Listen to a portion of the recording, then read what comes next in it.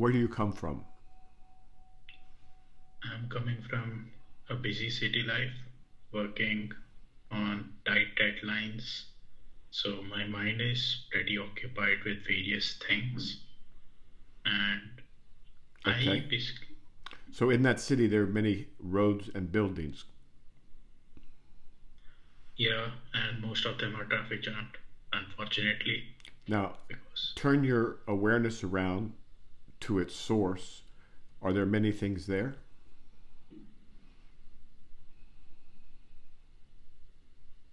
no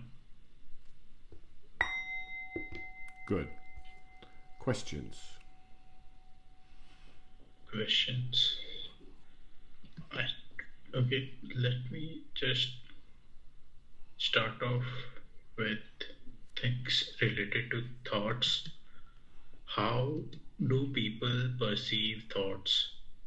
It's a bit basic, but for me, it is like someone speaking to me in head. Is it the same for others? I think Like, you should. That's a good question to ask other people. But I think most people do hear something akin to a voice, but it's not really a voice in their head. Although some people see thoughts, other people don't so much hear it in words, but they just grok it. You know the word grok? That's from the Stranger in a Strange Land, to grok. yeah, Maybe not everyone knows what grok means. Could you? I mean, it's a new word in English. Maybe you could enlighten them by looking it up and reading the what grok means. Grock. I think from Cambridge dictates to understand something. To understand something deeply Yes. to the point of almost becoming it. It's like intuitively understanding something. Okay, intuitively understand this thing. Okay. So in this book called Stranger in a Strange Land, which was written in the 1960s, um, I think his name was Michael Valentine, an alien, would come down and he had the capacity to grok humans deeply. It was made for an interesting book. So, so people, going back to the thoughts, people have different forms of thoughts, and I'm leaving some out. Uh, and sometimes there's a clear-cut voice, as in prophetic voices, voices of prophecy. Now, what was your question about thoughts? Yeah, my question was how do people perceive thoughts? Okay. Because I've heard sometimes that some people don't have any inner voice. So how do they have thoughts? Well, how do you perceive trees? Through Really, really. senses. Okay. How do you perceive sounds? Again, through senses. How do you Basically, my perceive ear. temperature? Senses. How do you perceive smells? Senses. How do you perceive tastes? Again, senses. How do you perceive thoughts?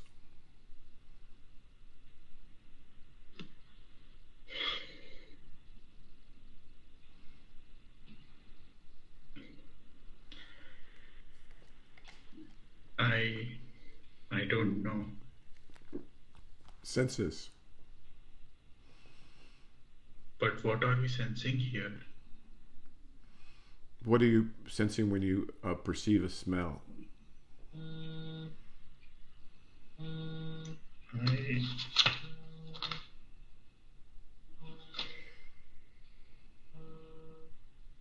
I perceive smell. Sorry for that. I perceive it through my nose and through my eyes as well. If there are some fumes, maybe I can infer something. Basically, I use multiple of my sensory organs to arrive at something. What if I told you there was a sensory organ to perceive thoughts? Is it brain? I don't know. Or Well, the thought is that it's the brain, yes. so is it like different kind of configurations or of the brain? Like it's like when someone touches my hand, I can sense that. is thought basically, If someone brings their warm hand close to your hand without touching it yeah, and with your eyes closed, do you think you could feel it? yeah, Right, without it touching you. yeah, yes, Now, I can give you scientific explanations for every one of those senses. I can, because I went to med school, I can tell you about the eardrum or the temperature sensitive cells or the epithelium in your nasal cavity or the retinal cells, but those are just words. Those are just descriptions. We still don't know where aware. See, so it takes awareness to perceive these. yes. Although it's interesting, in deep sleep, in non-REM sleep or non-dreaming sleep, you can still perceive things. Pressure and tickling and things like that. Have you ever woken up? Well, let me just give you a story. When I was a kid, I remember I dreamt I was walking through very tall grass. It was quite pleasant. The grass was, tall and beautiful, and I was walking along. But then I woke up, and there was the corner of a sheet was blowing against my leg from a fan, and my brain had see, I just said that my brain had interpreted that as tall grass. Have you never had an experience like that? I may have, but I may not You will have sooner or later. Sooner or associated. later it'll happen, just by accident something will happen. Or there'll be a sound outside, like a siren outside the window, and you'll dream of an ambulance going by or a fire truck or something. Yeah, I think that happened with Okay. alarm clocks. So you perceive that. In my case, I perceived tall grass, but there was no tall grass there. My brain created something different for me from the same sensory input. And so you could go to Wikipedia, or you could ask the AI to teach you about each of the different sensory organs, but they'll all get to a point to where they require awareness. And this awareness, like, what do you perceive dreams with?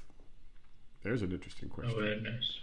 Right, Awareness. because your eyes aren't working, right? Well, I guess they're moving a little bit, but that's not the source of the dream. And you can dream of cooled water without anything touching your receptors. But let me tell you about something else. Happened last night, and I thought it might be useful for students. I have a reading lamp that is a long LED lamp, about this long. And I was lying under it, and so it was going vertically in my visual field. And then when I turned off the light, turned off the light and waited just a bit, then I got this very intense, very beautiful visual echo, like an echo, or there's a word for it, after image. But it was quite vivid and quite real, and it stayed there for quite a while. And the thing that was nice about it was it was very clear that my eyes and my brain and my retina had created this image. And although no one could say that it wasn't there, no one could say that it was there. Do you see what I'm saying? And it's just interesting to see concrete representations of how some things can exist and not exist at the same time. Now, from an outsider's point of view, nothing existed there. But from a subjective point of view, something certainly did exist. And it was just fun to play around with that very vivid image, which was not there, but looked like a crack between the two worlds. Two worlds. It was just fun. So you could play around with those and then decide for yourself how that happens. But the answer to your question is we perceive thoughts with awareness. But what is it? That doesn't help you if you don't know what awareness is. And scientists don't know what that awareness is, and they're not going to find out the way they're looking. They're not going to find out the way they're looking. What they can tell us about is level of alertness. Like, are you in a coma? Are you stuporous? Are you semi-awake? Are you asleep but responsive to deep pain stimulation? Are you in dream sleep, or are you awake? So, we have all these different levels of alertness, but those are not awareness. Those are not the same thing. It's a fun subject. You should look at you can ask more questions. It's my field, right? But it's also good to learn about. So regarding that, like a few weeks back, I did have that syncope, right, where I just passed out and came back. And during all these senses, you had syncope. You had syncope. Yeah. So you passed out, and then how long till you woke up, or till you came to?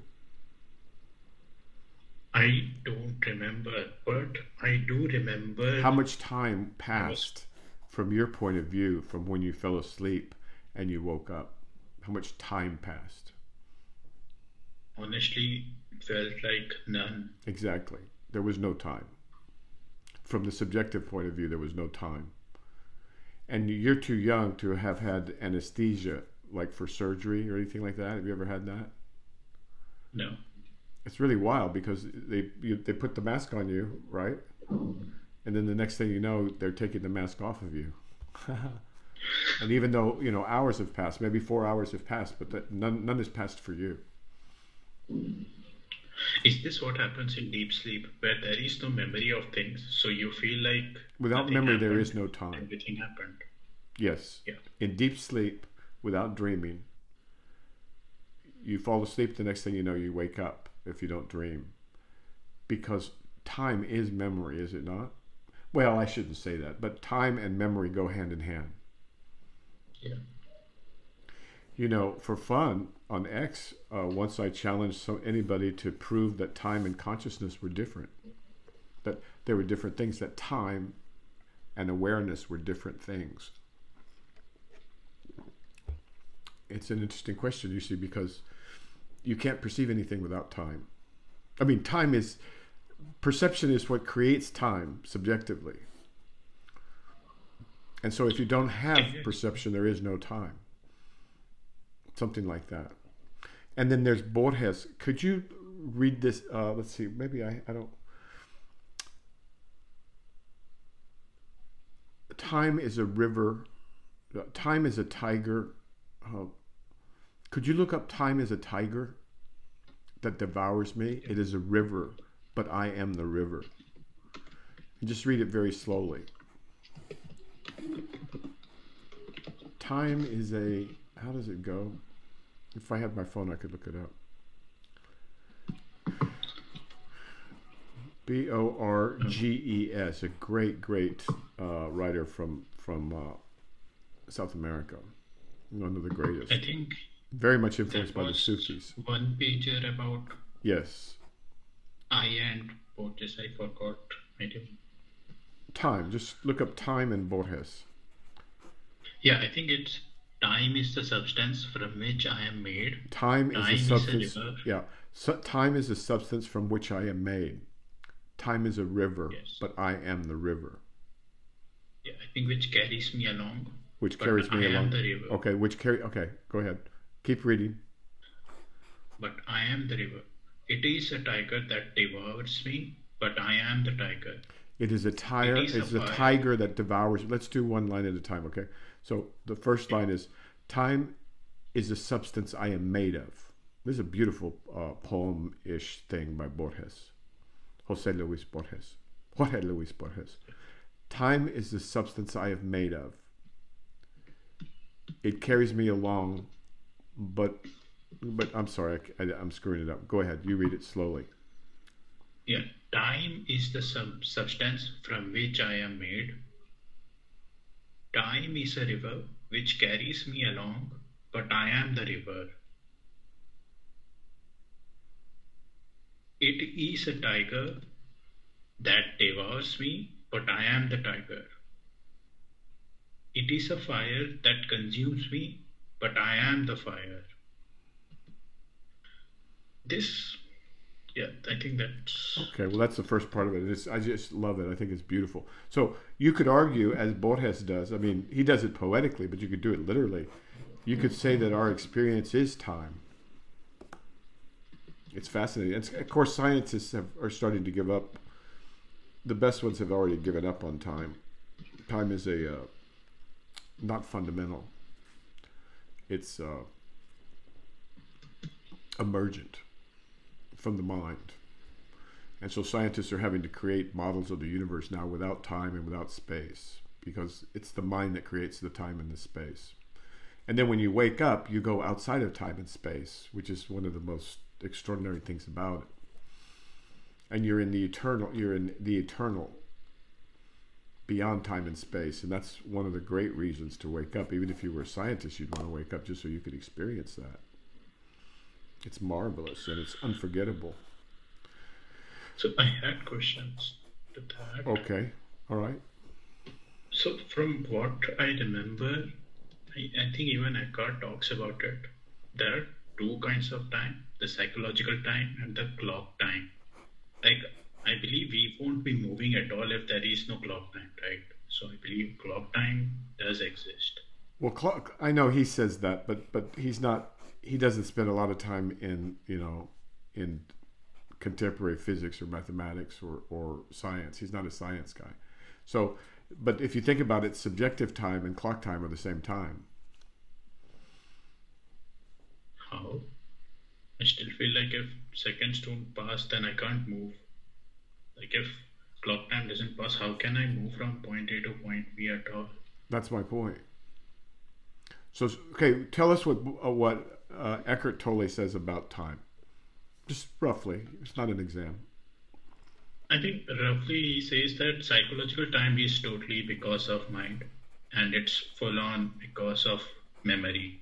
Past and future is always memory, and only thing that I can modulate is current present time.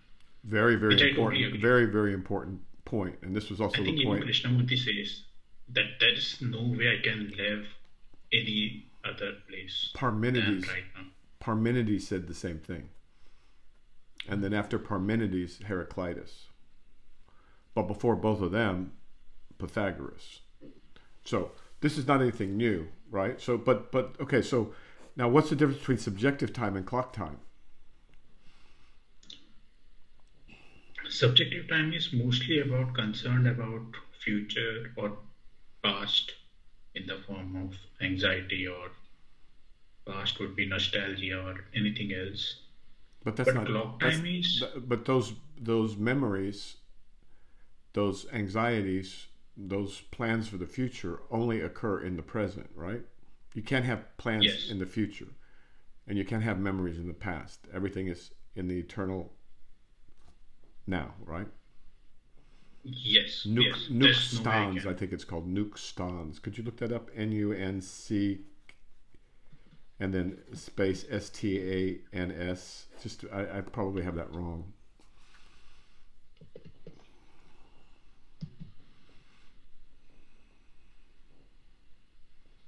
Nunc stans. Nuncstans. Yeah, 2 words. It may be just NUC stans. I think standing now is a Latin phrase that means standing now. Yeah. What else? Can you go any deeper on that? I think in philosophy it is used to describe an idea of eternity that exists separate from concepts of time. There you go. So the Nunc stans, right, was described by probably before the Greeks. I mean, not probably, definitely before the Greeks. And then in Latin, the word they use is the eternal now, right? And give us again some more of the definition. I think it was just that from that website. Let me look up. In philosophy, what is Nunc stans?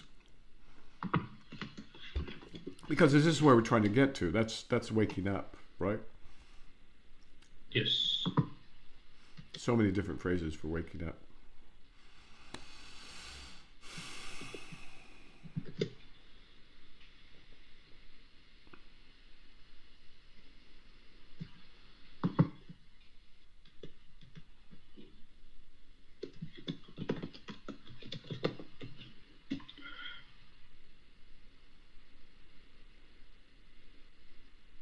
While you're doing that, I'm going to speak to the audience. What he's doing is real philosophy. Real philosophy is the love of wisdom or truth. And so it's an individual effort to try and understand. Philosophy is not reading books, and it's not about history. It's about an individual person's need or desire or intent to understand his true circumstance and the world, the true situation with the world. So this is real philosophy. I had philosophy in school, and they pretty much ruined the subject for me for 20 years. I will never forgive them for that. They turned it into some kind of crazy book learning. That's not what it is. Okay, what do we have for Nunc stans? I think, someone wrote, eternity stands outside of time, basically describing what eternity is. Okay. I think what eternity is, outside of time. Okay, now, this is what Jesus, when he speaks about eternal life, all right? Now, let's go to what Eckart Tolle said, and let's find out where the Nunc stans, if he refers to it all, where does it exist between subjective time and clock time? Because maybe when he says subjective time, he means the Nunc stans. I don't know.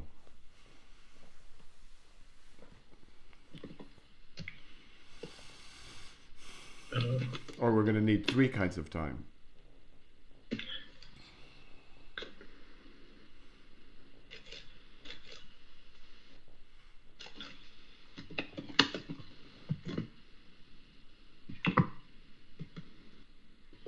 And just for fun, while you're looking that up, I'm going to ask the audience, can there be time without an observer? And people are going to say, of course there can be time without an observer. We just leave a clock in the room, and then we come back. But the thing is that clock is the observer for the human. And so we get into all the nice, fun questions of quantum mechanics. The observer problem. Okay, what you got? Nothing much, actually. It's all about clock time versus psychological time. Okay, so clock time and psychological time. All right, so maybe what they mean by psychological time is the time in dreams. And since we're living in a dream, we're dreaming right now, you're dreaming this, you have, let's call it subjective time. And then the scientists would say, well, but we use clocks, we use atomic clocks, and we know from the ions coming out of some radioactive substance or from mechanical devices. That's real time. But then what are we going to do with this Nunc stans from the ancients? I would say that applies to psychological time, but I still can't believe it's not psychological time because it's eternal. I mean, it's psychological time when you're awake. I mean, when you wake up, then you have Nunc stans. I totally agree that there is no time right now. Like now, like present will always be there for me, but how am I able to move? Beautiful question. This is what who was it? Who was the philosopher who talked about, well, first of all, Parmenides and Heraclitus both dealt with this issue, the ancient Greek philosophers, and they're the heirs to great Egyptian and Mesopotamian philosophy as well. But who was it? Zenon. The rabbit and the hare, or the arrow can never reach the target. I don't know about that at the arrow thing. Look up Zeno's paradox. And this is how you learn, and this is how you really learn, as opposed to just memorize something in a book, which is pretty much useless. Okay. Zeno's paradox. In the arrow paradox, Zeno states that for motion to occur, an object must change the position which it occupies. Mm-hmm. He gives an example of an arrow in flight. He states that at any one durationless instant of time, the arrow is neither moving to where it is nor to where it is not. It cannot move move to where it is not, because no time elapses for it to move there. And it cannot move to where it is because it is already there. Boom. In other words, at every instant of time, there is no motion occurring. If everything is motionless at every instant, and time is entirely composed of instants, then motion is impossible. There you go. So you can't move. You can't move.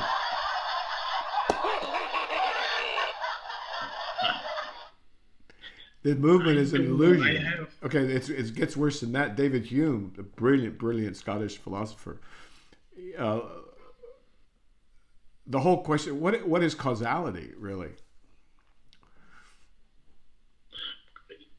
So logically, you can't. Logically, you cannot move. Logically speaking,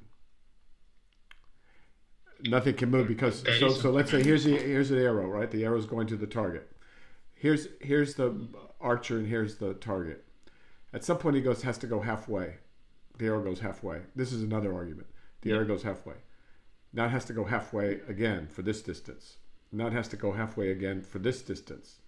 Now it has to go halfway again, and it never reaches there. That's a more of a abstract argument. But so yeah, logically speaking, you can't move in time. See, because time's not real, and causality, we got the same problem, and that's why in physics now they're really up against a wall, because they were living in imaginary things. Space and time are I know that sounds horrible to people, but our minds imagined it. We imagined this world, and that's why we can't get any further in our current methodologies. So ask anyone just for fun. Go to work and just ask the smartest guy there. Say, hey, can you differentiate time and consciousness for me? Or can you show me how I'm able to move logically? Or can you show me some place where where cause exists? So let's take somebody playing pool, right? And we watch the 8-ball move across the table, right? Just a regular pool hall. What caused that 8-ball to move across the table? The stick, the snooker stick. The stick, okay, the stick. What caused the stick to move? My body. Okay, and what caused your body to move? The food that was stored and metabolized, that gave me energy. The food caused the ball to move? Yeah, but how did it do that? Yeah, how did it do that? There are multiple steps happening in between, and it takes some time. Well, what caused the food to enter your mouth? The money I have through work and through help of the money you have. Farmers. So by going to work, you're able to make that pool ball move. That's what you're telling me. I can literally arrive at that state. Yeah, you can't get to. I mean, this is real philosophy, and you should just like some people enjoy art, and some people enjoy poetry, and other people enjoy music or whatever. Philosophy, trying to understand reality as a man or a woman, right? It's so much. It's a joy, and so now you're up against causality, right? So figure it out, see what they've said, because mankind has been struggling with these since time began, as long as there's written records. And in school, they just gloss over it. They just go, oh, well, that's close enough. There's clock time, and then there's subjective time, and yeah, that's... But actually, neither of those really talk about real time in the sense of eternal time. And the same thing with causality. I mean, it'll get ridiculous because you're going to say that the cow eating grass... No, you're a vegetarian. Let's see. So the sweet potato absorbing the sun created the molecules that went into your body, that created the energy through ATP, that caused your arm to move, that caused the pool cue to move, that caused the 8-ball to move. And so now you're telling me that the sun caused the ball to move. Yeah. But what caused the sun? What caused the sun to emit energy? The nuclear fission? No, fusion. Yeah. And so what caused that? Millions of years of uh, causality, like it Okay. happened Billions of billions years. of years ago. Billions of years. And so what caused that? That we can always end up at Big Bang Theory. The All thing right, that so started you're all saying that the this. Big Bang caused that pool ball to move. Yes. Can you see how much fun that is? If that's literally the best we could do. That's why scientists have given up on causality, right? They're giving up on causality. They're giving up on time. They've already given up on space, right? And they're giving up on relativity. And now we have to deal with quantum mechanics. It's just so much fun. It's just such a joy. It's like, it's so mysterious, the whole thing. And beautiful. Beautiful and mysterious. What more could you want in this life? And full of surprises. You never know when you're going to be surprised by extraordinary beauty or extraordinary mystery. So when Borges says, time is the substance I have made of, it is a river that carries me along, but I am the river. It is a tiger that devours me, but I am the tiger. Right? I mean, that's a poetic way of saying the same truth, that we're consumed by the mystery.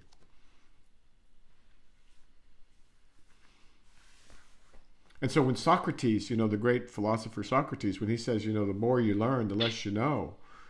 And I suppose I'm the wisest man in Athens. That's what they tell me. But I don't know anything for sure. And perhaps that's where wisdom is more in that domain than in the domain of book learning. Right? Now, the mystical endeavor is to get to the truth. And you could do that, but not through the normal means. I mean, the normal logical means. But they're still fun to go through. I mean, you're a smart young man. You should have this it could be a hobby. You'll never be bored.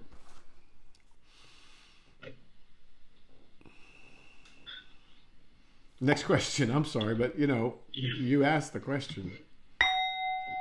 Yeah.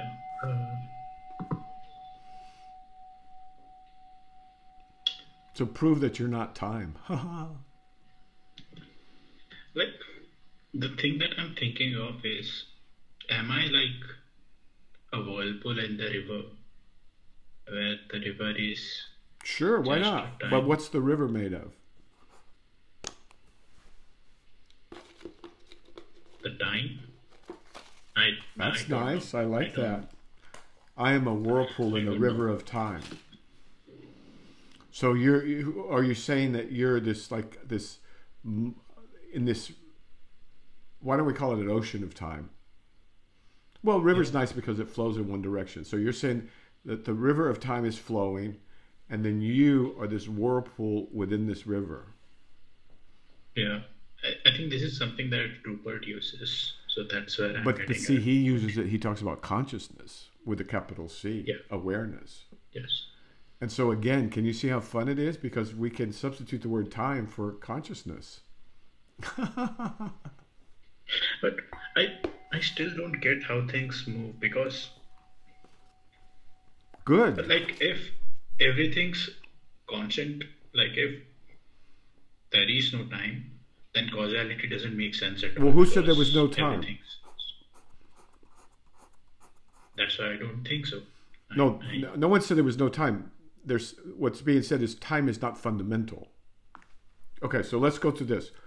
We know that the future only exists in our minds in the present, correct? Yeah. We know that the Yep. past only exists in our minds in the present, in the present, correct? In the form of memories. Yeah. So if I ask you to bring me a cup of future or a thimble of past, you can't do it. That's not possible. So can we agree that Absolutely the past and the future are derivative? They're not fundamental. Yes. Yes. Okay. Now, so this current instant, this Nunc stans, how long is it?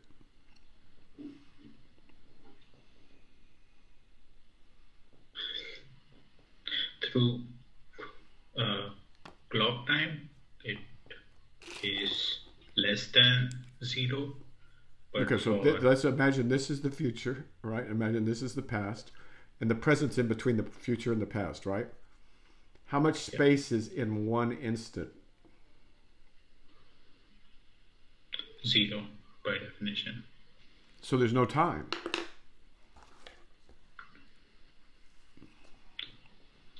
So everything exists in the present, but there's no time. The present has no duration. You just proved it. I mean, you just proved it. Yeah, like presence has no duration, but it still moves. Does it? What moves? Not from my perspective.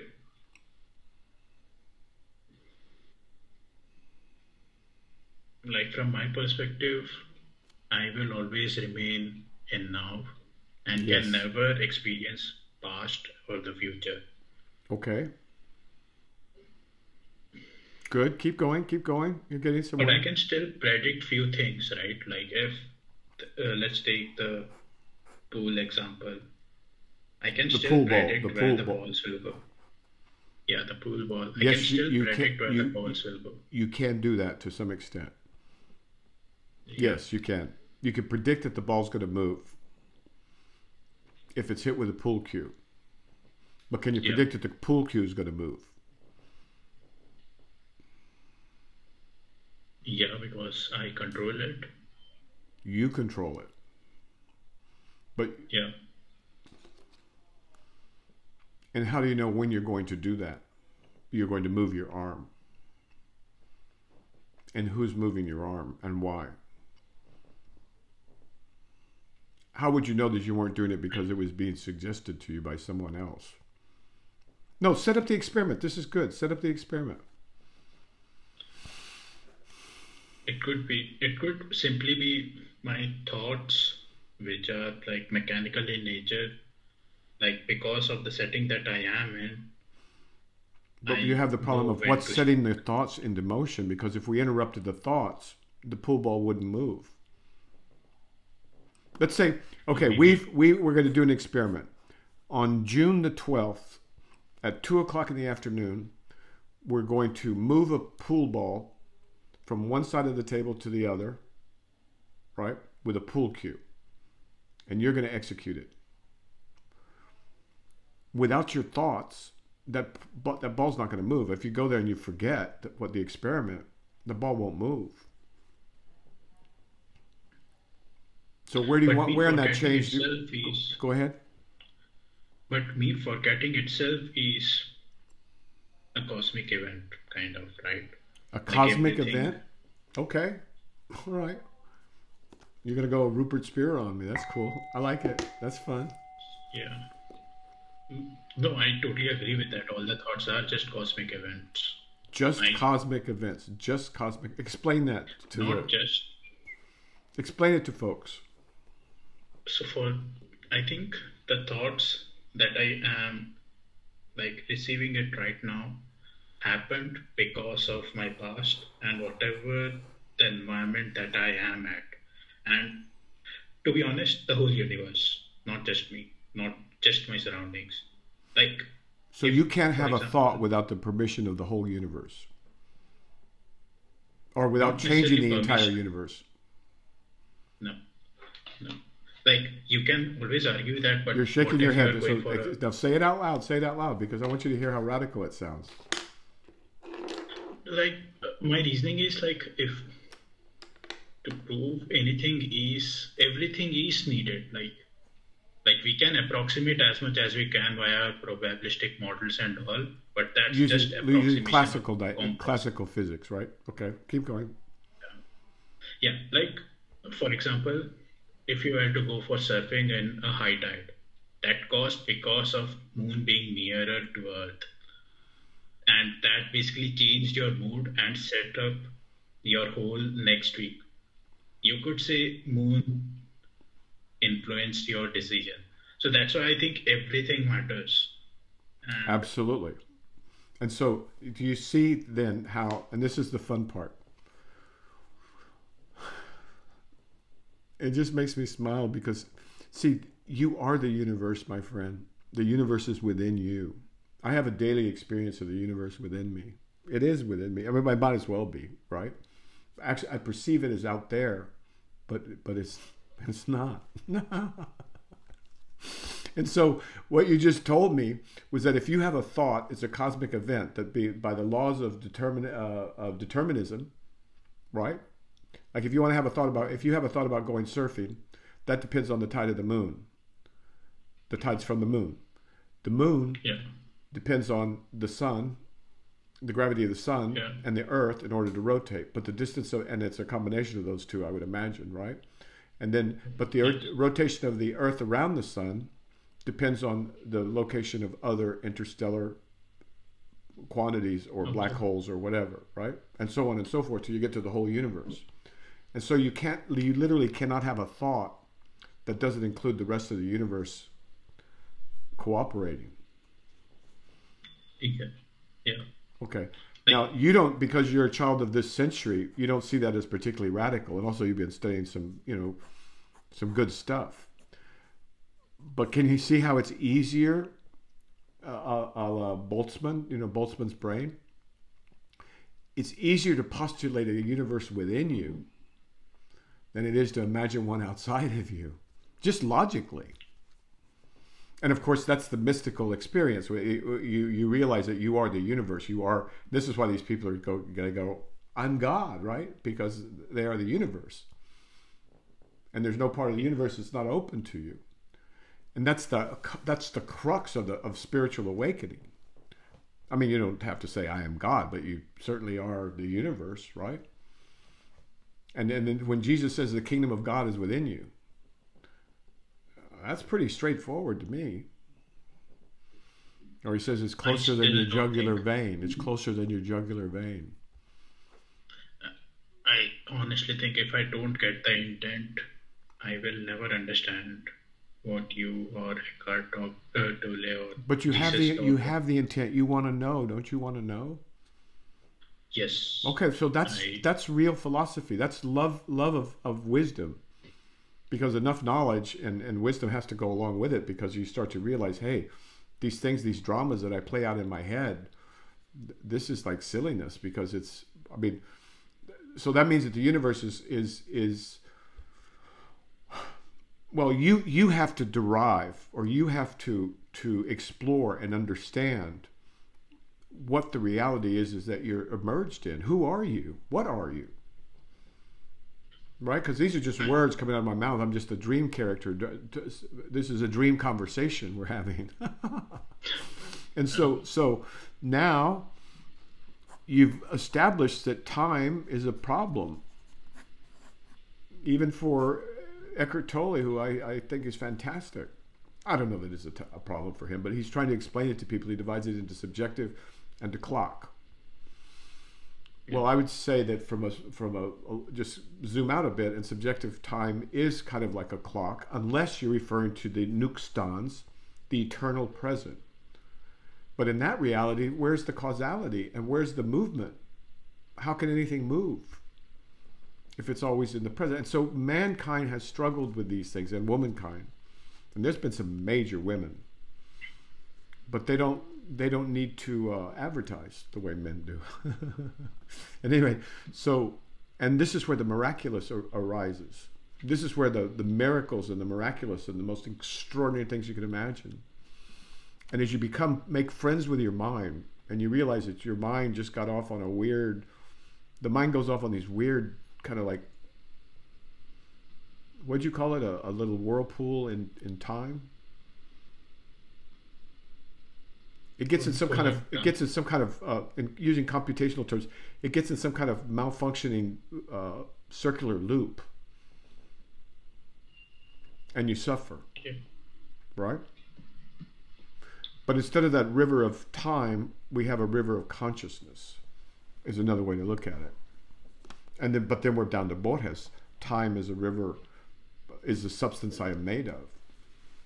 Or you could say consciousness is the substance that I'm made of.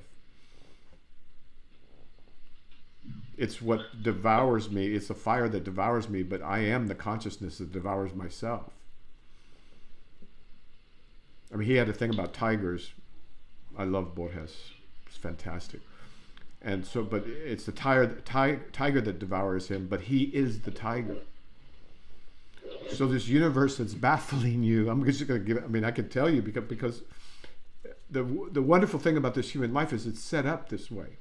Like, and the purpose of life is to find your way home, because when you get there, you don't know what home is until you've gotten there.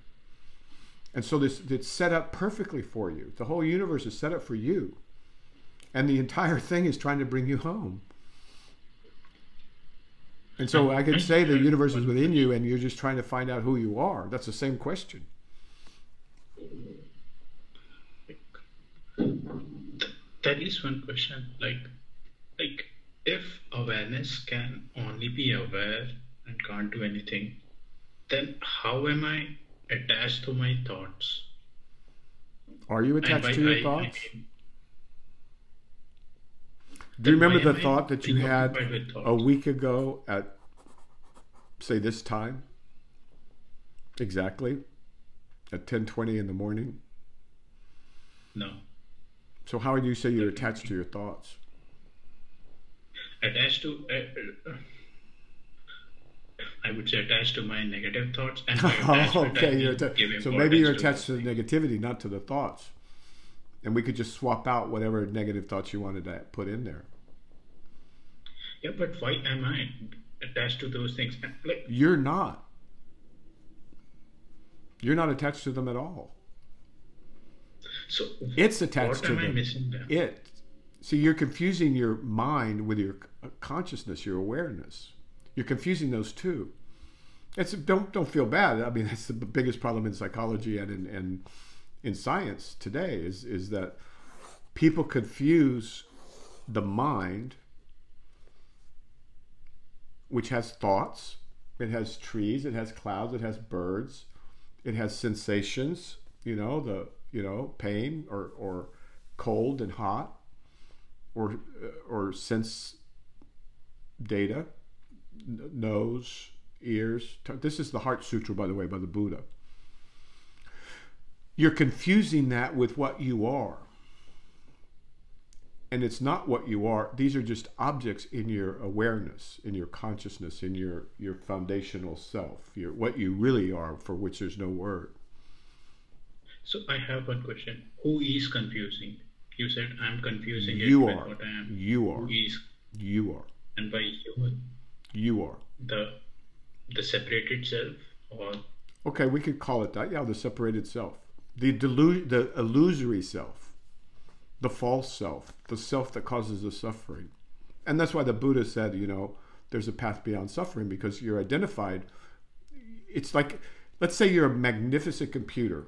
Let's say you're a computer that takes up 4 city blocks, and you've got the best chips, and you've got the best everything. Got the best power source and the best transformers and everything else. And you've confused yourself for a few lines of code. And you think you're the code running around in one little part of it, the one that causes the most noise. But you're not the code. You're the computer. You're not the whirlpool, you're the river. But who is thinking that I am that code? The code. How can it think? I still don't That's great. That's perfect. That's good. That's perfect.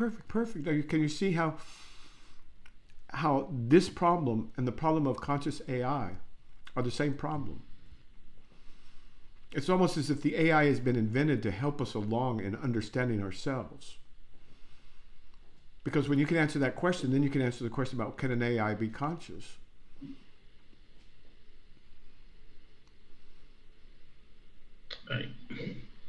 Don't. I know you're frustrated right now a little bit, but this is the game. This is the joy. This is your life, really. You'll spend your life trying to sort this out. Another question. But look for clues everywhere. Look for clues everywhere. Look for them in vertical lights that leave an after image. Look for the clues in the clouds, in the trees, in computers, in people you meet. Ask them. and just wonder. That's what they mean by keeping an open mind and an open heart. This is the quest. This is a journey, and you're on it. So that's, I mean, it makes me very happy, because I don't think you're going to be able to get off. I still don't know. Like, because it's the best game in town. It's the best game in town, believe me. But I still don't get, who is this me who has Exactly. covered my truth with a lot of bullshit? And if my awareness is aware of this entity, then You didn't do all that. Ask the question again, exactly the way you asked it. so the question is, who made me attach to all the bullshit that is covering this truth? Or what is the thing who is covering this truth? What is hiding the truth from you? Yeah. Okay. Or is it even deliberately doing that? I don't think so, but yeah. It's not hidden. It's just you've developed this habit. And this is what, sometimes I talk about there is sorrow too in being a human. Because we're both divine, but just for fun, I guess, we decided we'd become quasi-animals for a while, for like an instant and second. In eternity, a million years is nothing, right? Yeah. I mean, it's literally the blink of an eye, a million years. And so for a blink of an eye, we thought we'd be human. That'd be kind of fun. Or maybe humans are going to evolve, and who knows but you see, for me it's really wild, because it's easy for me to put a foot into the 19th century as it is to have one in the 21st century. And if you step out from all the chaos and all the stupidity and all the self-defeating stuff, which all of it should be like a big sign saying, don't go towards that crap, go towards truth, go towards freedom, go towards God, right? When you can see both signs clearly, one points this way and the other one points that way. This way there's suffering, there's misery, there's violence and destruction. This way there's understanding, and there's peace, and there's joy that will never leave you. In this way there's more confusion, in this way there's love and understanding and a deep, deep, deep peace like you've never known. This way there's security and home, and this way there's just confusion and feeling lost and miserable. Now, you've mistaken your mind for what you are. It's a very common mistake. It is the mistake of the human. And the way the world is set up, it's set up to where we forget so we can remember. Again, the same question. Who has mistaken the mind for itself? The mind has. Or for? You've confused yourself with your mind, and your mind has confused itself with itself. So it's a loop. It's a loop inside the what do you call it, a river of consciousness, the whirlpool. Using that metaphor, the whirlpool has forgotten that it's made out of river. The whirlpool has gotten so caught up in itself that it's created this what do you call a piece of code that doesn't halt? It's like a piece of code that doesn't halt. It just keeps going. Going in infinite loop. Yeah, something like that. It's an infinite loop, but it's not infinite. Because sooner or later you wake up or you die. But in either case, it's all good. It's really, it's a joy to watch you struggle with these things, because struggling with these things is what life is for a thinking woman or a thinking man. But when I say thinking, I mean also feeling with the heart. And so you're driven towards this, whether you know it or not. We're all deep inside. This is what we're here for, is to find home again. Okay, sir? Anything else before we start? Yes. No. All right. Take good care. Keep at it. This is the deal. And you'll be so grateful for it. You'll see. All right? All right. Okay. Take good care. Guard your mind out there, though. Check.